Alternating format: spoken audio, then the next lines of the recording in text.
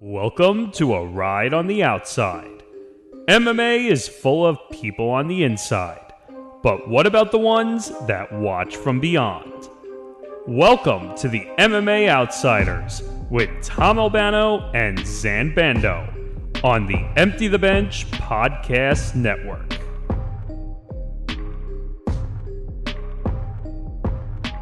Well, it's episode 49 of the MMA Outsiders. Tom Albano here along with Zain Bando. And Zain, we entered today, our recording day, which is Wednesday night.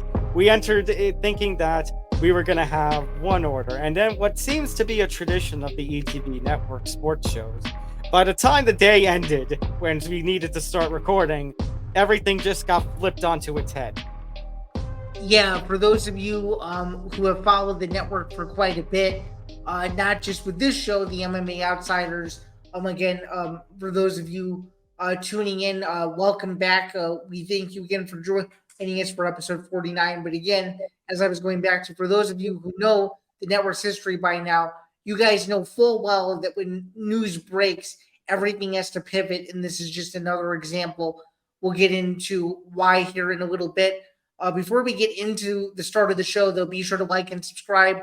Be sure to follow the Empty the Bench Podcast Network everywhere across all social media platforms.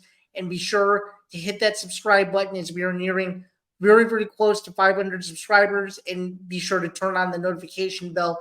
That way you don't miss anything here on the Empty the Bench Podcast Network, including every episode of the MMA Outsiders and every episode of Tough Enough, which I will be back for to preview the season finale. Nonetheless, my name is Zain Bando. There you go. I got to throw it up there. Finale for Tough Enough.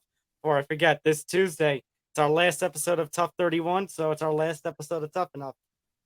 Yeah, it'll be nice to be back in the saddle there. But obviously, continuing with the intros, my name is Zain Bando. You can find my work over at bjpen.com. I'm a staff writer there, and I am also a Bellator rankings panelist, which could very well change my title here in just we'll get into more of why in a little bit, as there was some big breaking news. And then, of course, to my left, my longtime co-host, Tom Albano. You can find his work over at Fansided MMA and also find his brilliant recap work on the PFL website, as he will continue to be busy over the next 2 weeks as the PFL playoffs roll on.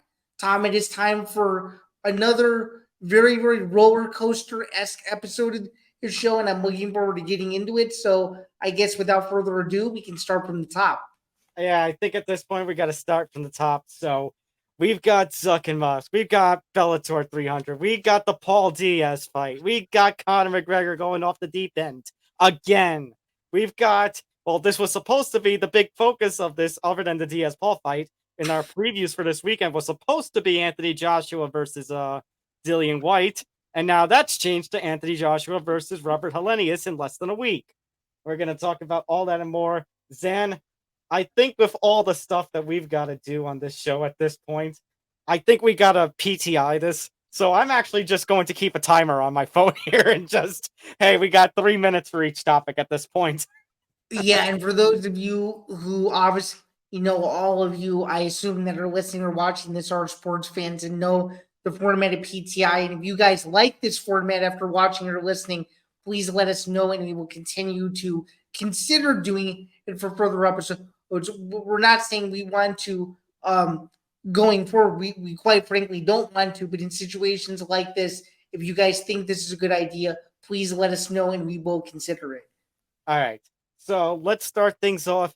I don't want to start things off with this, really, if you want me to be very honest with you, but it involves Zuck and Musk, and therefore we must talk about it. So Dana White has thrown out a teaser a little while ago, basically hinting that he has talked to the Italian Sports Authority about potentially hosting a Zuck versus Musk fight, MMA rules like it was originally planned, in the Roman Colosseum in Italy. And he expects that this would be the biggest sellout fight in the history of combat sports. Well, you want to talk about big money? This is big on every single billboard in the world. I mean, and you want to talk about masculinity at its finest. This would be the so-called definition of it. Two Americans fighting in a non-American country in front of the entire world, potentially on the X platform. There's nothing bigger and more spectacle-less, if you will, than a fight like this. This is no surprise coming from Dana White, considering that he was just in Italy for about a week. And actually, for those who don't know, he's such a sick degenerate that he actually brought a casino to him. So this is coming as no surprise at all that he wants to do something as wacky as this fight, and he wants to do it in Italy, probably because he was so sucked into the Italy vibe that he's like, screw it, let's just make the fight in Italy, and let's try to pretend that we're back in the pre-AD era, if you will. And quite frankly, just reading this headline, this is something out of like a Percy Jackson book or something like that. You wouldn't think that just reading this headline at first glance was a real possibility, but it actually is. It's like, am I actually reading The Onion? Did I hit the wrong site? Yeah, no kidding. Nevertheless, I mean, I'm not going to talk trash about my Italian heritage. So, I mean, Zain, I have for the longest time stated I would love to have a UFC card in Italy. I just didn't think I would have an Italy UFC card that is main evented by two, well, let's face it, non-fighters. Two, like a white collar bout is basically what this would be. Yeah, that's a good way to describe it. And I was going to say, too, if the fight is on X, presumably, there's no way in the world that they won't make this fight impossible to watch unless you're a Twitter Blue subscriber or something like that. They're gonna find. You gotta pay the $8 a month, then. Yeah, they're gonna find some way to make this as impossible of a fight to watch as you could possibly get, assuming that the fight even happens.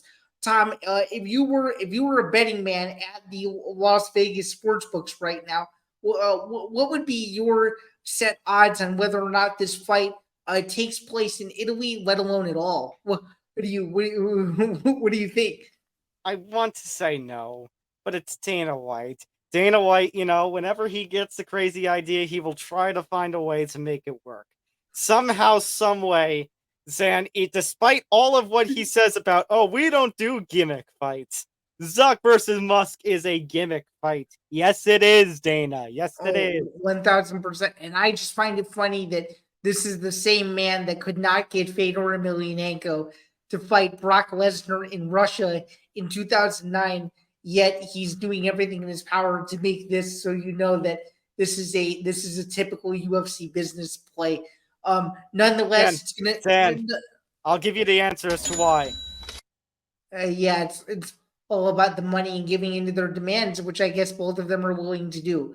Nonetheless, my stance on this is keep the spectacle going, keep the juices flowing, keep the internet talking, because it is going to be hilarious, and I am going to laugh my ass off when this fight gets canceled somehow, some way, a month or 2 months before it's supposed to happen. I will go back to this date and remind everyone that on August 10th, 2023, the day that this show is going to air, that I was right and the rest of the world was wrong.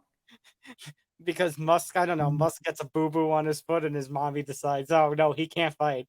Musk's mommy already doesn't want him to fight.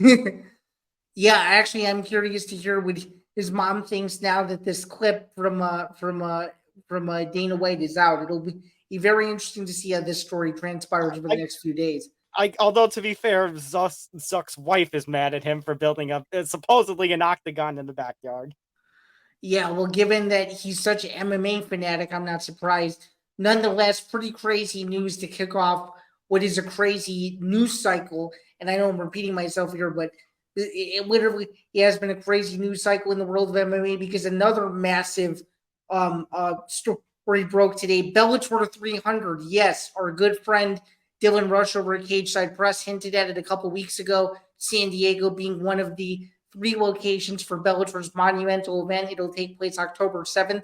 And if this is Bellator's last event, which I really hope it isn't, but if it is, Bellator is going out with a bang, literally and figuratively. Tom, what are your early impressions of Bellator 300? Are you excited about this card? Do you think it'll live up to the billing? Tell me your instant reaction. Yeah.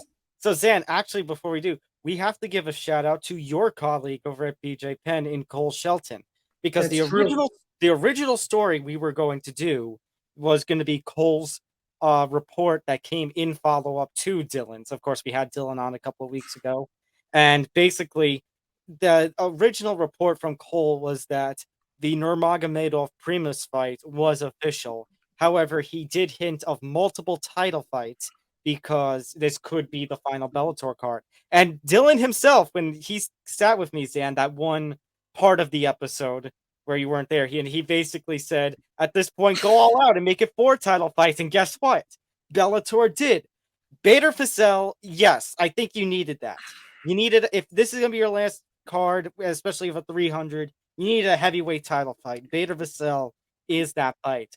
I do love, and Zan, when I was sitting here and I was thinking about Dillon's comments when I was sitting there yesterday, I said, man, wouldn't it be cool if they actually got 1 or 2 of the women's title fights? Because at this point, I'm thinking to myself, everybody in the champions are kind of booked up. And I mentioned last week, Zan, Patricio Pitbull could have been on this card, but now that he got knocked out in Ryzen, obviously that was not going to be possible. So could you get 1 or maybe even both of the women's title fights? And yeah, they did. We are going to get that long-awaited Chris Cyborg Kasanganay fight. Cyborg is going to return for Bellator 300, which is really good. Carmouche taking on Elima Lay McFarlane. God, I can't speak today. But I as much as you might say that Elima Lay, yeah, and it is true, she has taken a little step down with the losing streak she had prior to her most recent win. You know, Carmouche and her have a history. They were training partners. They are friends. And Elima Lay is the longtime flyweight champion of Bellator. So if this is truly the last card, I don't mind her getting the title shot. And then Nurmagomedov versus Primus, it's just pretty sad that, you know, the lightweight Grand Prix might not be able to go on if it's true that the PFL is just going to completely absorb Bellator. But yeah, I'm pretty excited. If Bellator wants to go out with a bang, this is the way to do it.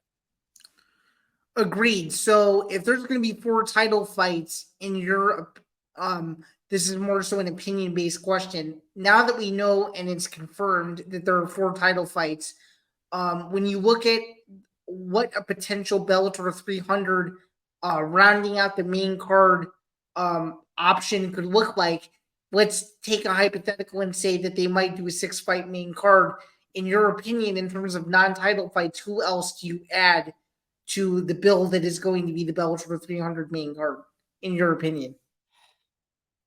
I mean, that's a really tough question, and I mean, because you need to have somebody there who, you know, like, you got 4 title fights, but I would say you would need somebody, you know, who's been at Bellator a long time. But obviously, as I said, Patricio Pitbull just got knocked out. He can't fight. But Tricky Pitbull, I don't know if he can make the quick turnaround. AJ McKee, I don't know if he can make with his injury. Zan, and Michael Chandler is in the UFC, of course. So Zan, I'm gonna throw you, let's say a fireball. Okay. Fireball, just, you know when we talk about the dartboard, the throw bleep on a wall and see what sticks. Right. This is the end of Bellator. I've got and they were all about cross promoting, and maybe they do some of that with their absorbing with the PFL and such. But I've got a crazy effing idea. Okay. There is somebody who is a former Bellator champion. Okay. He's gone down with one of the most greatest fights and greatest rivalries in Bellator history. Went on to become a champion in the UFC, and then was one of those names who went over to Asia to one championship. Most recently competed in bare knuckles. Zan, do you know where I'm going at? Yeah, and knowing Scott Coker's psyche, if you will, and the way he thinks, this is a definite possibility. Do you not agree? Yeah. So for those who didn't get the hint, I think Bellator goes and for one last time gets Eddie Alvarez in the Bellator cage. Unbelievable. That's my hot take.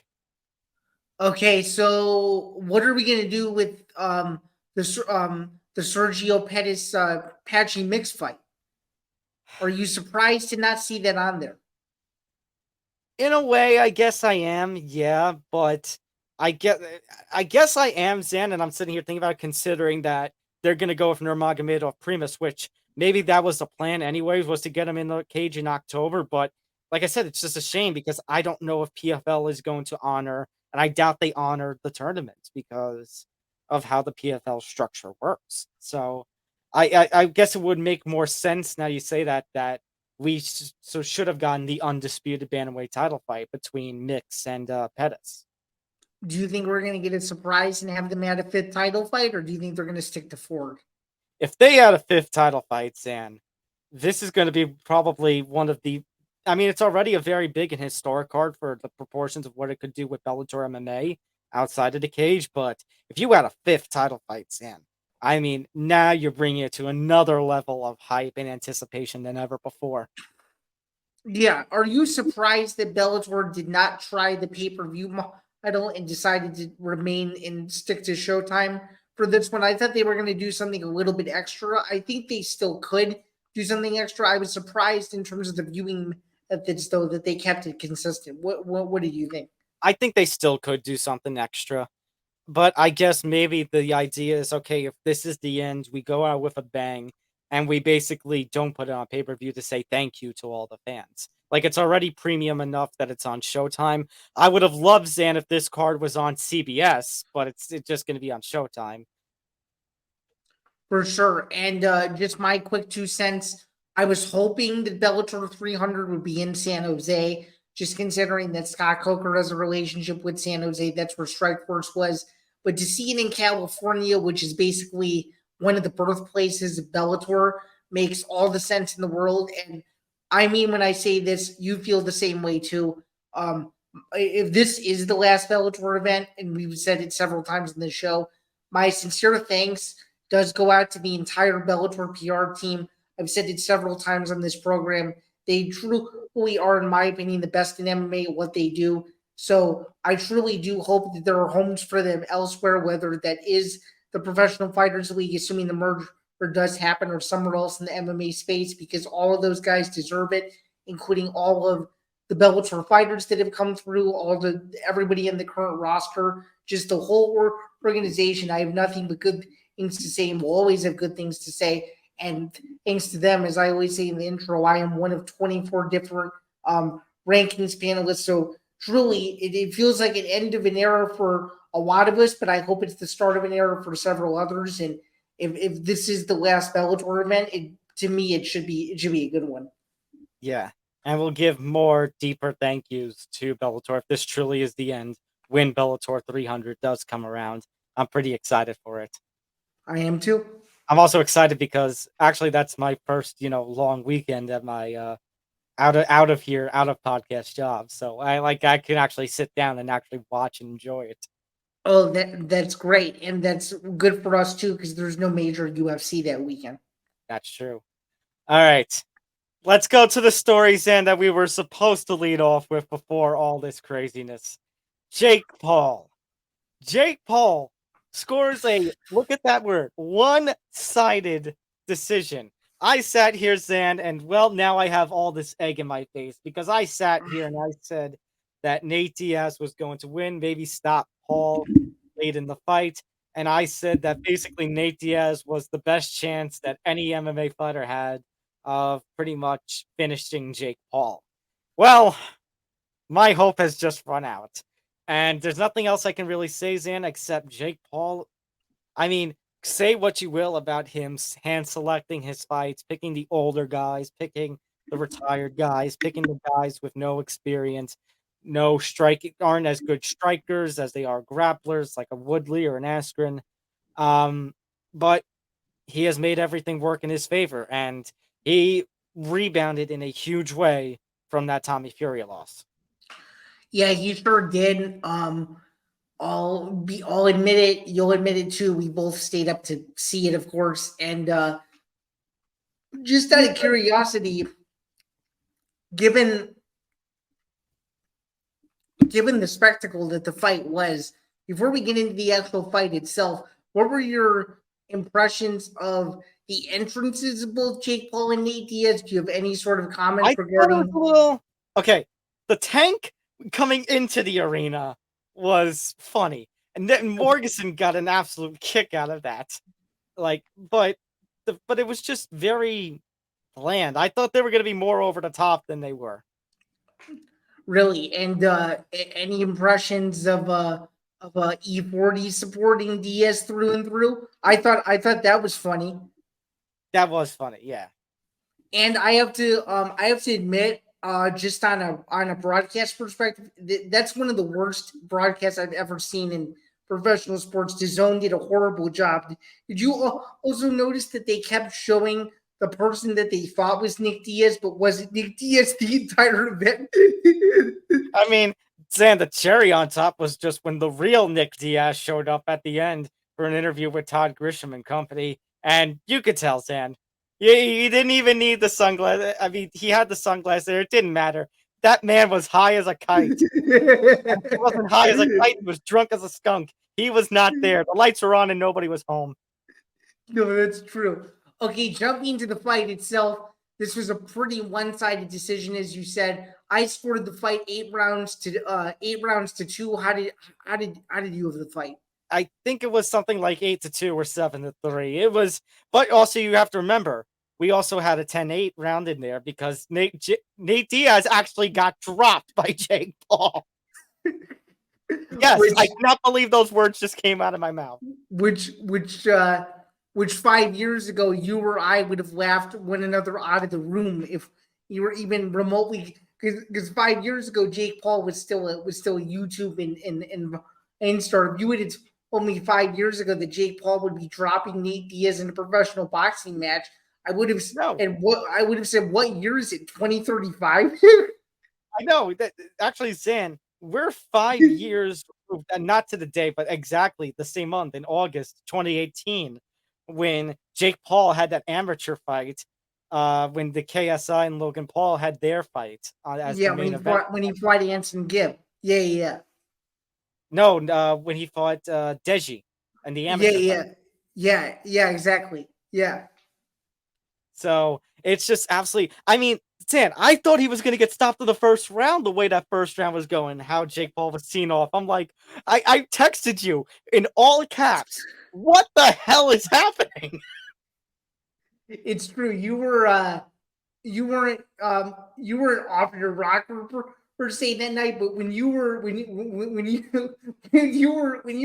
me during the fight, I could tell you were very, very fired up and very, very surprised.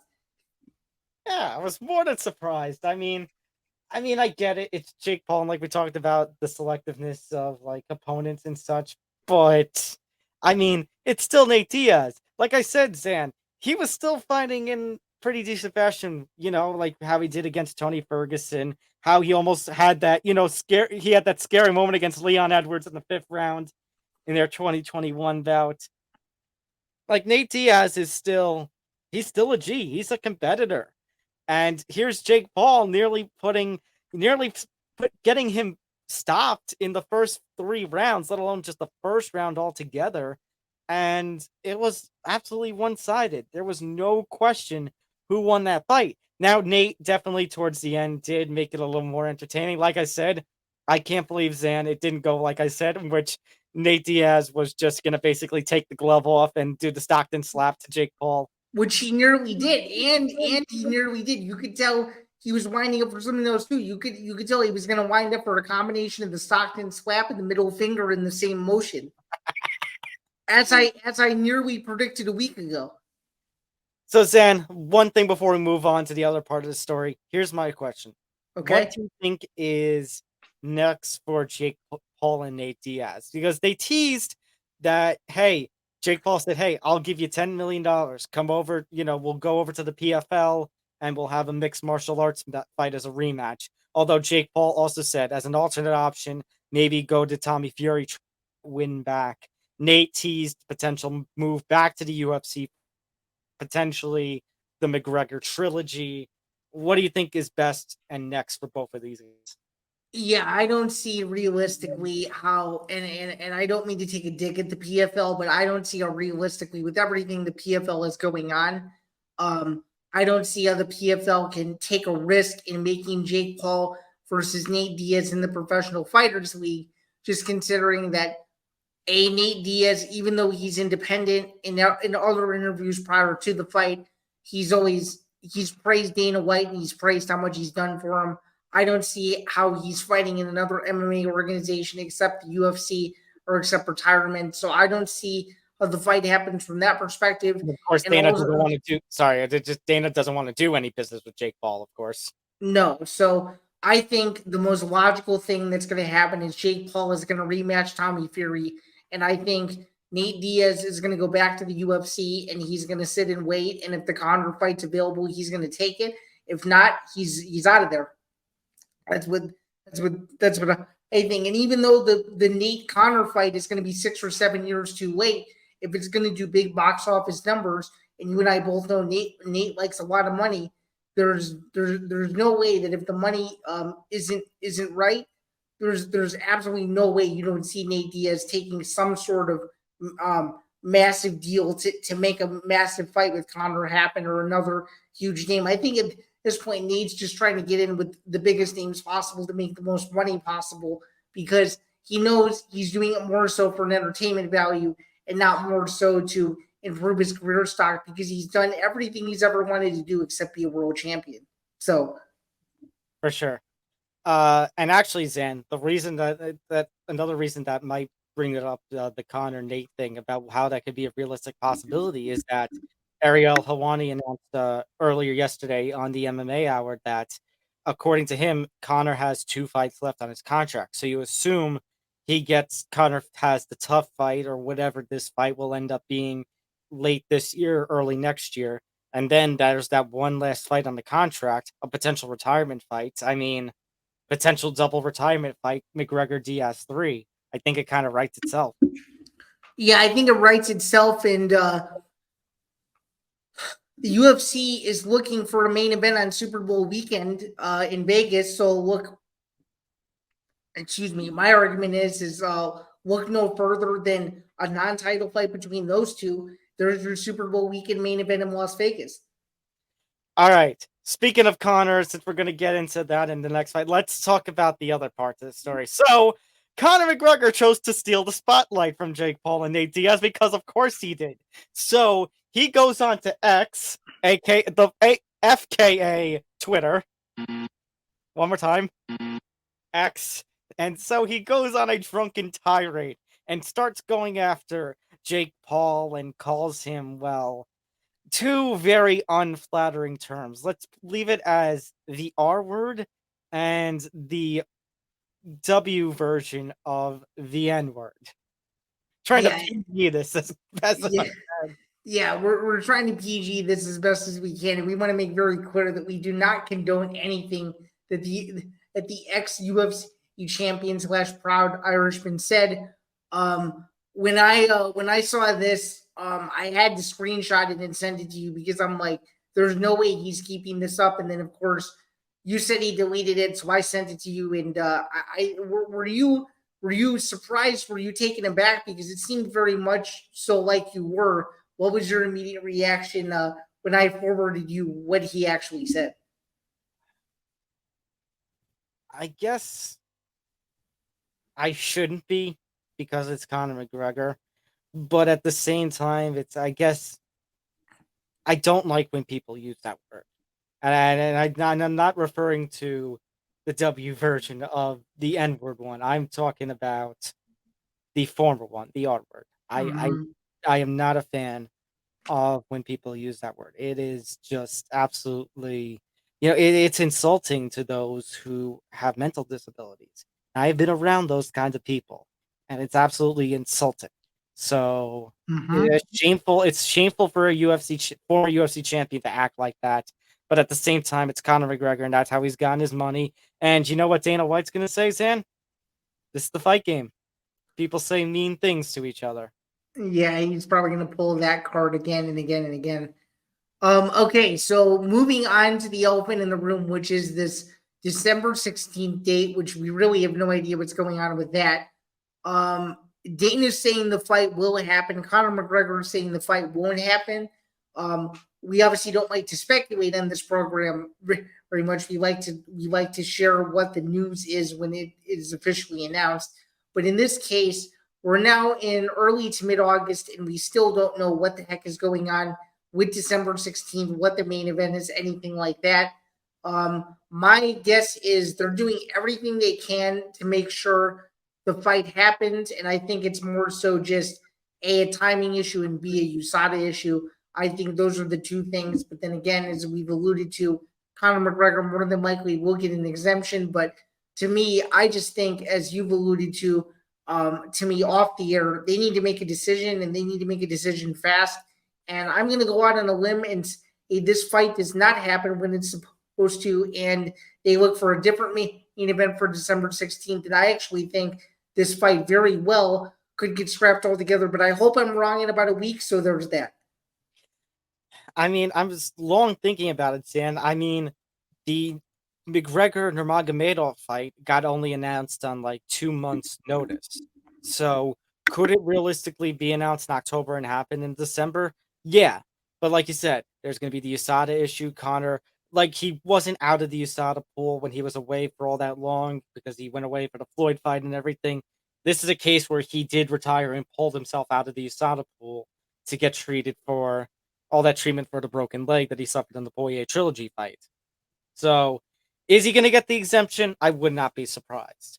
But it's all the back and forth. And Zain, the tough finales next week. The tough finale fights are going to be on the prelims for UFC 292 1 week from Saturday. It would be nice if, during next weekend's card, the pay-per-view, they, Dana got into the octagon, something and formally announced Conor versus Chandler on December 16th. But like you said, the timing and everything, maybe it doesn't work. Zain, maybe Conor versus Chandler is the Super Bowl weekend fight. Yeah, you make a very good point. But still, it kind of defeats the purpose, though.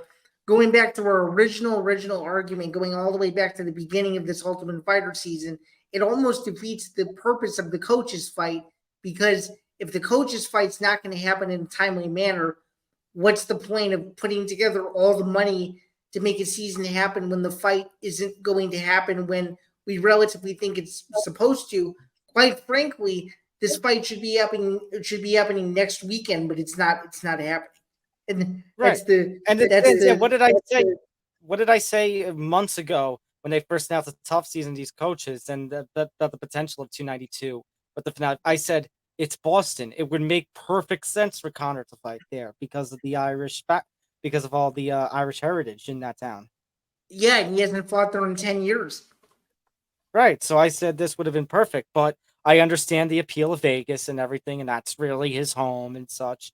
So, like, I get it, but I mean, Zain, if you don't have this fight as December 16th, I mean, what can you do?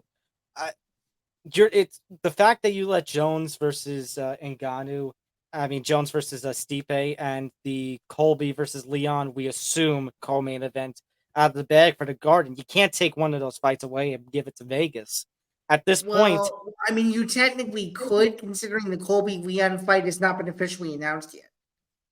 So that could be their backup plan.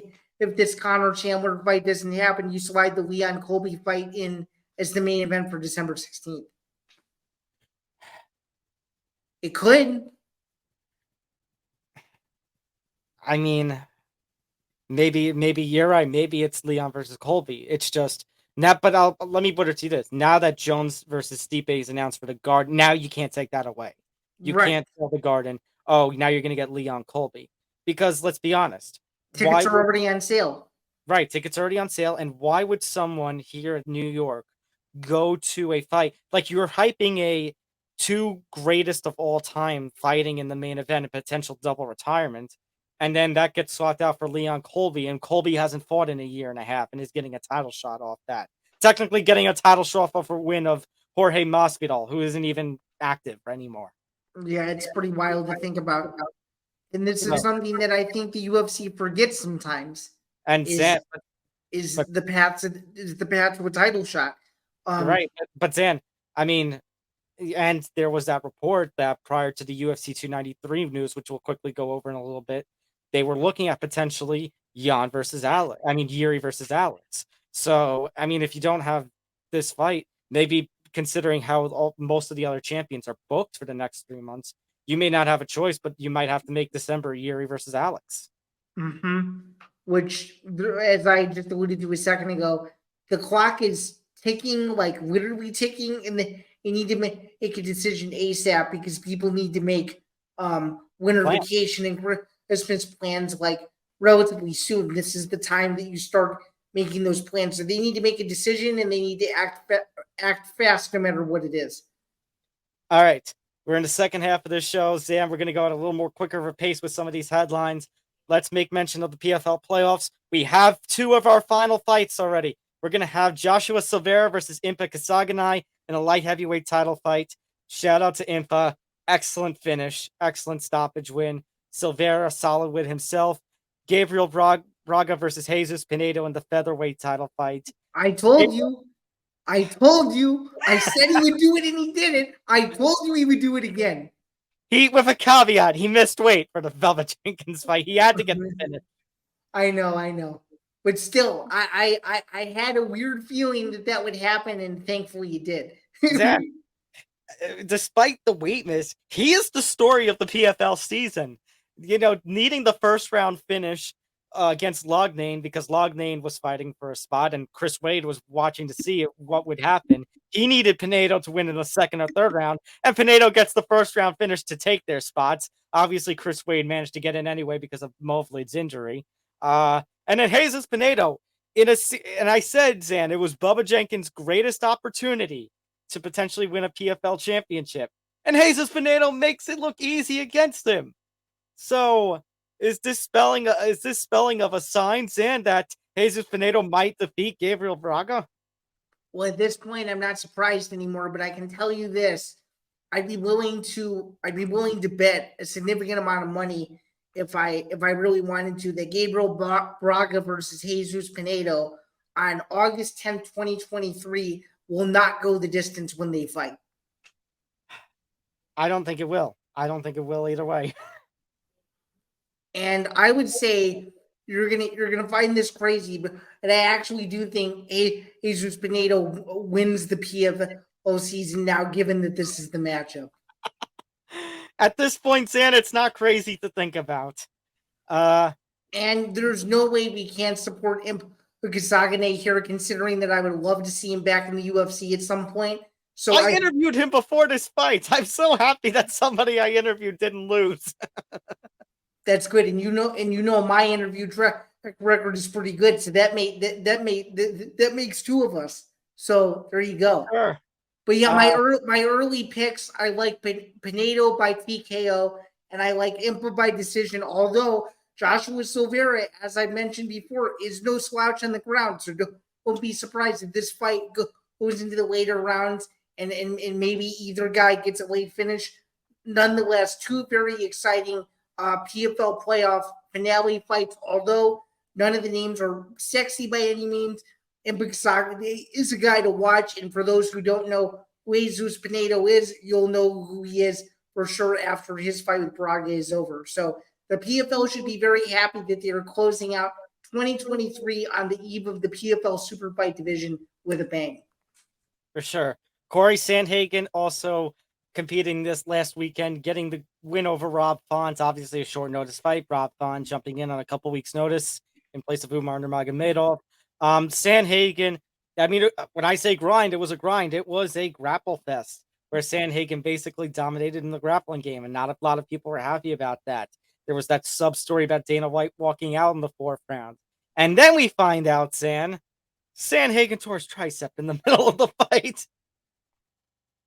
Yeah, you want to talk about absolute toughness. He could have easily given up and had Rob Font declare the winner, but that just goes to show that Sandhagen is a true professional, wants to work his way back to a title shot. This performance didn't do it for me, but still, that's how you beat Rob Font. You neutralize him. You take away his boxing ability. You take away his kickboxing ability. You take him down every single round of the fight. That's pretty much what he did. Honestly, sure. It wasn't the most impressive performance that I've ever seen of him. But as I alluded to you over text, that's the way you beat Rob Font. And to me, if I'm Cory Sandhagen, I go back to the drawing board, but I go back knowing full well I just did something to Rob Font that most people can't do or have let alone attempted to do, and I should be proud in that regard. And also, if you're the UFC, next weekend becomes very, very important for the future of the 135-pound division, which adds to another layer of the madness that is the UFC bantamweight title picture. So, yeah, I was gonna say, for all that you're saying, Zan, about it didn't exactly impress and earn him a title shot. I mean, yeah, there's that to it, but Zan, that argument gets shot down anyways because he's going to be out 4, 5, 6 months with this injury. So that right, pretty much exactly. puts him out of the picture. Zan, at this point, the UFC, not only are they just, trying to, some will say because of how quick Aljo turned around that maybe they're trying to get it to happen, but at this point now, Zan, with how crazy bantamweight is, they're going to have to hope that Sugar Sean O'Malley beats Aljamain Sterling next weekend. Otherwise, Zan, the only realistic person who could get a title shot is Aljo's buddy, Merab, who has previously said he's not going to fight Aljo. And so, right, and Aljo has said the same thing about Merab too. So that makes both of them. So Zan, crazy talk to end this up, but if Aljo wins next weekend, UFC may not have a choice but to sit down with Aljo and say, we think then you got to go up to 145. Yeah, that could very well be a possibility. It would just be a matter of where does he fit into that featherweight title picture, considering the mess that is the top of that division, and considering that Volkanovski should be fighting Ilya next. So unless you think in an even more crazier sense, they say cut more weight and drop the flyweight. No, I don't. No, I don't think. I don't think you could afford to risk a 10 or 20 pound weight difference. To me, it's very illogical and not safe. I'm just throwing crazy stuff out there. That's all I'm doing. I know. And speaking of crazy stuff, Logan Paul, Dillon Danis, October 14th, Prime Boxing, and Prime is an energy drink. It's being investigated by the feds, but you didn't hear that here. And now, 6 3-minute round boxing match between Logan Paul and Dillon Danis. Where did Dillon Danis come from? Why is he... The last time I saw Dillon Danis fight Zan was like 2019. Yeah, well, for those who don't know, Dillon Danis likes to talk a lot of shit, and he likes to talk a lot of shit very late at night on the internet, and his mouth got him what he wanted, apparently, and this is going to be the spectacle of overblown spectacles that you have ever seen, and this will probably be the biggest joke of a boxing match that we will see this entire year. I will say this: if Logan Paul loses to Dillon Danis, A, I will laugh my ass off, and B, Logan Paul should think about retiring and continuing to just do his impulsive podcast, because no one will be willing to fight him unless it's for millions and millions and millions and millions of dollars. So I'm going to go out on a limb and not even make a pick on this fight, because I think this fight is going to get canceled 2 weeks before it's supposed to happen. Now, supposedly, Hasim Rahman might be the backup for Dillon Danis. At least that's what Morgeson told me from what he saw on social media. Yeah, I actually think that's a more entertaining fight than Paul and Danis. And I know I'd sit in the minority, but I actually like Hasim Rahman Jr. And that's a fight that I would be really interested in and would invest myself in watching a weekend if that ends up being the fight. So. Yeah. What do you think? Are you with me that you think the fight won't happen, or do you think the fight will move forward as scheduled? Let me put it to you this way. Even if the fight does happen, it's not going to be entertaining. Even if the fight does happen, it's going to be a one-sided beatdown. Just what you saw Jake did to Nate, Logan's going to make worse work of Dillon. He is just going to be Dillon's going to be flat out embarrassed if this fight happens. Okay, very, very interesting, and I really can't disagree. Either way, Dillon Danis is the loser in this entire situation. So, and speaking of losing, and speaking of fights happen, and speaking of cancellations, remember that Joshua White fight that was supposed to happen this weekend? Well, apparently Dillian White popped in random VADA drug testing. And now there has been a little history here. Dillian White has popped twice before under VADA, and White has proven himself innocent both times. I think one of which, Sam, one of those tests cost him a fight with Deontay Wilder, who was the WBC champ at that time. Yep. And now it cost him a fight against Anthony Joshua. White is being replaced by Robert Helenius, and the fight is no longer a DAZN pay-per-view in the UK. It is now a normal DAZN card worldwide, US, UK, everywhere. Yeah, I mean, this is not the fight that people were expecting. Obviously, Robert Helenius is a longtime veteran of the heavyweight division, but given that he has very little time to prepare, and this was just announced earlier this week or near the end of last weekend, I don't think he has enough time to prepare, and I think Anthony Joshua is going to outbox him and win a clear, unanimous 12-round decision. Probably either, I would say, 10 rounds to 2, 9 rounds to 3, somewhere in there. I just think Helenius doesn't have the gas tank to keep up. This is a must-win for Joshua, for him to stay relevant at heavyweight, for him to stay in that mix, for him to even have the possibility of fighting Deontay Wilder in the future. I think more pressure is on Joshua than Helenius, knowing that Helenius has nothing to lose and everything to gain from an experience like this. Yeah, of course Anthony Joshua has all the pressure on him. Robert Helenius is coming in on short notice. Robert Helenius doesn't have the skills that a Dillian White has. No disrespect to him. He's not on the level of a Joshua.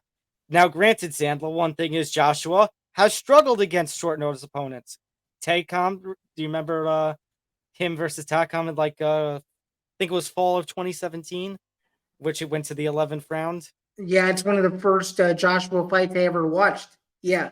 And then, of course, Andy Ruiz Jr., Madison Square Garden, and obviously the rest is history. Right, exactly. And that's one of the wildest upsets that I've seen, at least in my lifetime, and one that can be replayed over and over and over again. And it's still a sense of shock every single time you see Joshua hit the canvas. But nonetheless, I don't think any of that will be happening here. If you do cover an Helenius upset, we're going to be just as dumbfounded as the rest of the world. But we'll be ready regardless of what occurs. But and as I alluded to, I think Joshua wins this fight 9-3, and he wins a clear decision. My question is, what happens with White now? I mean, I think he's going to have to take probably a year to 2 years off or consider retirement, given that this is another damper on his legacy, if you will. And he's someone who I have a lot of respect for. He just doesn't have that signature win that makes me go, yeah, he's one of the best heavyweights of our generation. I could be wrong, as I'll be the first to admit that my MMA knowledge is much stronger than my boxing knowledge, but I will say this: in any situation, popping before a major fight like this, championship or not, is not a good look, and it'll definitely come back to haunt him if he does continue to decide to compete later on in his career. Also, by the way, Zan, if you're Tyson Fury, obviously the big money fights and the whole crossover appeal is good in itself, but man, you were thinking about potentially for boxing that it could have been him versus White. Now you're thinking, maybe I dodged a bullet because the fight wouldn't have happened anyway if White had tested positive. Yeah, I mean, I guess if you're Tyson Fury, it's a win-win situation. I think he has to sit back and watch what happens. Obviously, he has his fight with Francis coming up later in the fall, and assuming he wins that, then I think there's a lot of options for him on the table. Or, quite frankly, given Tyson Fury's stature, he could just retire and say, screw this after the Francis fight. So you never know. All right. Big finish. Last 10, 15 minutes. Let's go through the rest of this stuff that we got here. Israel Adesanya, Sean Strickland, Zan. Finally, 293 has a main event. As you said in a text to me, Zan, they caved in. They actually caved in. It's true. They caved in a major way. Sean Strickland gets a title shot off of a win over Abus Magomedov. I don't think I would have ever said that. If you were to ask me in the spring of this year, would Abus Magomedov would be a part of a title conversation, I would have said, hey, who's Abus Magomedov? And if he's making his UFC debut, why would, or or if he's taking a major step up in competition early in his UFC career. I had to correct myself for a second. If he's taking an early step up in competition in his UFC career thus far, why would he even be a part of the title picture? Well, with DDP being hurt and with the UFC running out of options for a main event and trying to keep the Sydney crowd as happy as they can, although that is the understatement of the century, given that there are thousands of people who are not happy about this. The UFC had to do everything they can, and this is what they came up with. The buildup for this fight is going to be funnier than the actual fight itself. That's for sure, given Sean Strickland's personality. I'm very excited to see that press conference, assuming they do have one. But I'm going to say that Adesanya is going to win in the fourth round via TKO or by decision. I think Strickland's cardio is going to play a big factor. And the reason why I'm laughing is because I could envision Israel Adesanya running away from the entire fight and just doing lap dances around, barely throwing any punches and still winning. So I don't know. You thinking Anderson Silva style performance against Strickland? Exactly.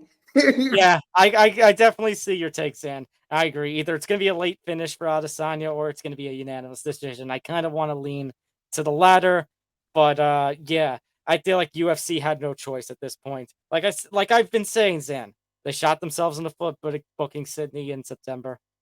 For sure.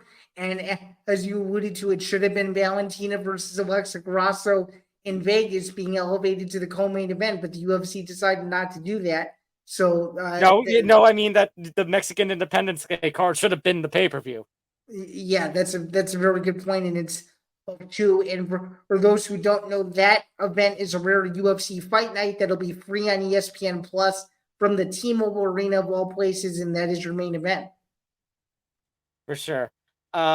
This news kind of breaking a little bit within the last 12 hours or so. So this is pretty fresh news. Antitrust lawsuit against UFC. For those who are unaware, John Fitch, Kong Lee, several others sued the UFC, put a class action lawsuit together years ago, about a decade ago, pretty much saying that the UFC was basically acting like monopoly and trying to be the only show in town to basically lower fighter wages. And that lawsuit has now been certified in a state Supreme Court. I'm actually just going to read the story that the Score who published. Let's see if I can get there, because now all of a sudden it just completely went away from me. Zain, can you fill some time and talk about your thoughts on this as I get the story up? Yeah, so obviously this has been going on for the last 10 years. I think we can say with certainty on both of our behalves that we are advocates of higher fighter pay for all the fighters, because that is the lifeblood of MMA. Without the fighters, there wouldn't be a sport. So I think seeing this move forward in a positive direction, although it has taken about a decade, is the only thing that can be done, and is one step closer to hopefully justice for the plaintiffs involved, if you will. So that's how I personally feel about it. All right, so here's the story. It's actually come from ESPN, for those who don't know, from Mark Raimondi. The plaintiff seemingly earned a strategic victory in an antitrust lawsuit against the UFC in 2020. Nearly 3 years later, that win's been made official. Federal Judge Richard F. Ballware granted the plaintiff's class certification on Wednesday, according to a document from the U.S. District Court for the District of Nevada. The lawsuit was first filed in 2014. It'll now be a class action suit, meaning almost 1,200 fighters can sue the UFC as a collective for alleged unfair business practices. The class period encompasses any fighter who competed in the UFC from December 2010 to June 2017. The UFC plans to appeal the decision, according to a statement to ESPN. So my thought, Zain, is that I don't know how much realistically the lawsuit is going to go on and is going to end up being a victory when the class action lawsuit actually goes in. There'll probably be some settlement. And I don't know if the compensation that the fighters are going to get from this settlement is going to, in a potential settlement, is going to help, with the kind of push that they've been having. Nevertheless, it is a big victory. And considering the fact that it's December 2010 to June 2017, that would mean before the PFL was big. That would be before Bellator. Bellator was starting to get big, but the lawsuit even states, Zain, language in that Bellator doesn't compare to the UFC. So you think about how Strikeforce was bought out by the UFC months later after that the start period of the period that's mentioned in that lawsuit. So this is a pretty big battle. Now I'm going to be clear, I am not an expert on this. For those who want more in-depth legal discussions about this and more of a news element to that, I recommend you all check out John Nash. Yeah, I would say he's a good source, as well as, even though he does get some controversy, Trent Rainsmith is very passionate about this sort of thing, and even as well as Josh Gross. So any of those guys that we just mentioned, I would say they're more astute to talk about this and more well equipped to do so. But this is definitely a story that's worth following, and no matter how it ends up, it's going to impact MMA in some way. Whether it's positive or negative, we still don't quite know that yet, but still a major step forward. And that actually kind of leads into something, Zan, that we actually failed to talk about last week. We'll talk about it here. That Stephen Wonderboy Thompson did not get paid for UFC 291. Full context, UFC 291, Stephen Thompson was supposed to fight Michel Pereira. The reason Derek Lewis and his fight got elevated to the main card was because Michel Pereira missed weight by a good couple of pounds. And Stephen Thompson, citing how he's older and how he wants to make one last title run and doesn't want to basically be fodder for an up-and-comer. You think back, Sand, when he even mentioned it, to the Darren Till fight, when Till missed weight and they were competing in Till's hometown, and Till won a very controversial decision, which kind of helped deter the career of Stephen Thompson, basically make the downward slide, basically started it. And Thompson basically said, I don't want that to happen again. So he basically refused the fight. And apparently Dana White was not very happy about that. No, he wasn't happy about it, but at his Dana White Contender Series post-fight presser, he gave a little bit more context in saying that Stephen Thompson will get paid, but Dana revealed that Stephen Thompson was offered another fight. And according to Dana, Thompson allegedly asked for $500,000 and Dana flipped out. So. Well, I got to wonder what that other fight was, is my question. Was it against somebody, was it just somebody being elevated from the prelims? Was it somebody they had on standby? Was it another up-and-comer, which he's talked about, which Stephen Thompson talked about before? So, I mean, I need the context. My guess is if he was asking for that kind of money, and this is according to what Dana hinted at, my guess is that it was a fight with Kamaru Usman. So let's talk about that, because now a rumor coming out is Dana has said he will be taken care of, and the argument coming out of it from those who supported him not getting his show money was that means another fight is on the horizon. There's a rumor going around Stephen Thompson could fight Kamaru Usman, with both guys getting full training camps, Madison Square Garden, UFC 295. Yeah, so I don't know if it's related to that, but if he's asking for that kind of money, it has to be a major name, and I think Usman would fit that description, assuming that what Dana is obviously saying is 100% accurate, which you and I both know is not always the case, maybe 60% of the time. But to me, Stephen Thompson does not seem like a guy that would just ask for $500,000. What do you think about that? That's the thing. Like, I've talked to Thompson before. He's such a sweet guy. I don't think he's that kind of person who would ask for $500,000, especially Zan, if he would get the opportunity to fight Kamaru Usman, the number one contender in that division. But who knows, Zan, if even Usman was going to be ready for such a short notice, kind of like when that fight was going to take place. Probably, the answer is probably not. He probably would not have been ready, especially for that weekend. There's almost no question he wouldn't have been ready. In terms of when that fight would happen, short notice wise, probably would never know, and he probably just wouldn't have been ready. Period. So, but Zan, also, if you're Kamaru, we got to look at it from his perspective. In that, what is his next fight? He hasn't fought since losing the trilogy bout. Colby's already fighting Leon next. You got Bilal Muhammad there at number 3. Chimaev's going up to middleweight. Gilbert Burns. Do you try to run the Gilbert Burns rematch? I don't know if Burns has a fight book or not. Thompson sitting there at 7. And then sitting there between Burns and Thompson is Shavkat. Yeah, I don't think I want to see Gilbert Burns versus Stephen Thompson too, considering I was there for the first fight in the What first. about Usman versus Burns too? Usman versus Burns too makes a sense. My original answer was related to Gilbert Burns versus Stephen Thompson, but also Usman versus Burns makes a lot of sense too. Yeah. So I mean, I was just saying that from the sake of, we talk about the Thompson thing from the fighter pay perspective and what's next for Thompson, but we also got to consider, Usman's got to get back in there if he wants another title shot sooner. I don't know when that's going to happen, considering that Leon, he already fought 3 times, and Colby Covington, he's already beaten twice if Colby ends up beating Leon. So we got to figure out what the hell is even next for Kamaru at this point.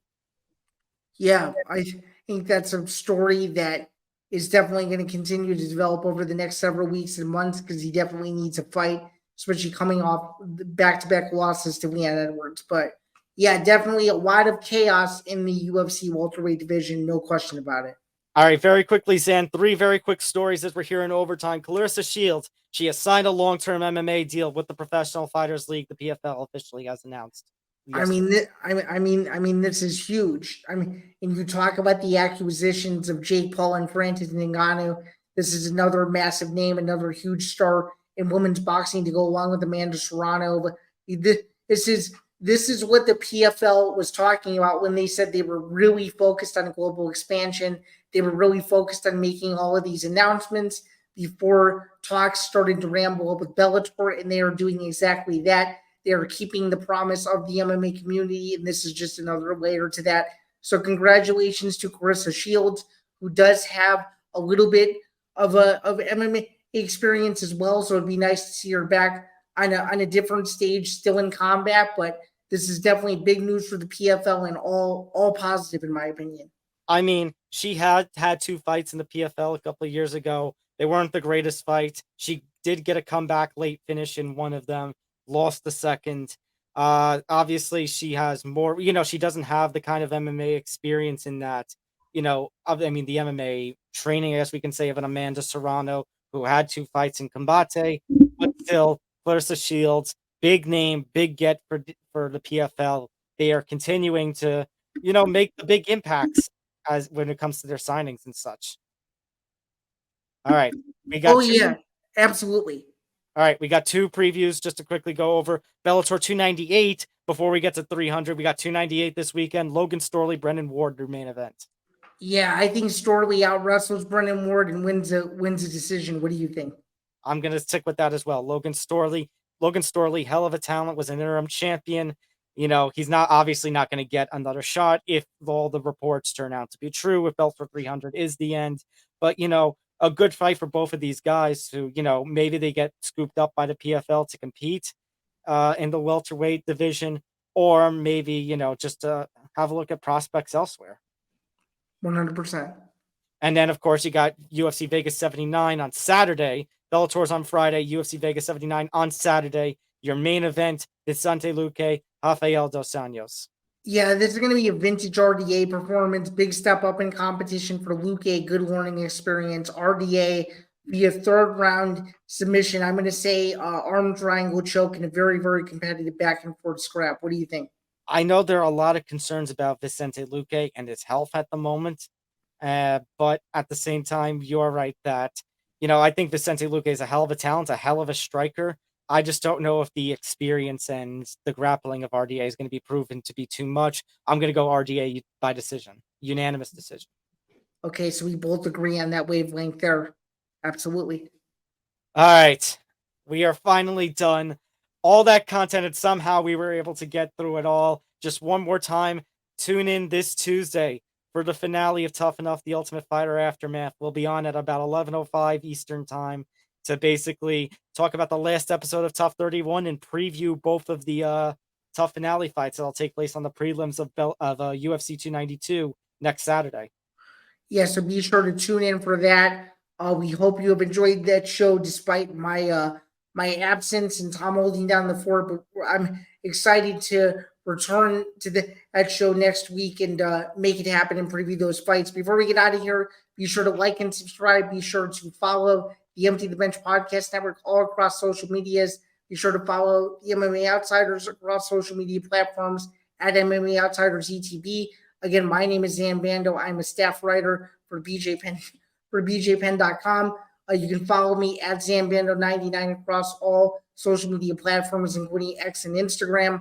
And I'm also a Bellator rankings panelist. And then, of course, to my left, Tom Albano. You can find his work over at Fansided MMA. He's a contributor over there. And, of course, you can read all of his excellent PFL recaps over on the PFL website, as the PFL playoffs are nearing its conclusion in the next couple months. So be sure to follow him over there for all the goodies there, and follow him on Twitter at Thomas J. Albano. Wait, what platform did you say? X. X. Yeah. Musk is watching. That's why we had to talk about him first. That's 1,000% true. Thank you again for tuning in. This was another great episode. Be sure to tune in to episode 50, which will air next Thursday morning. We're going to preview UFC 292 and all of the other MMA goodies that hopefully next week will bring, or maybe not bring, depending on how positive or negative the news cycle is that week. Nonetheless, thank you again for tuning in. And of course, before we get out of here, our final message, as always, is be Joe Pyfer. In the spirit of Dana White Contenders Series season starting up, be Joe Pyfer.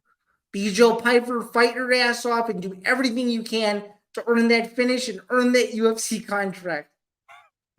For Zain, I'm Tom. We'll see you next time. Take care, everyone. Take care.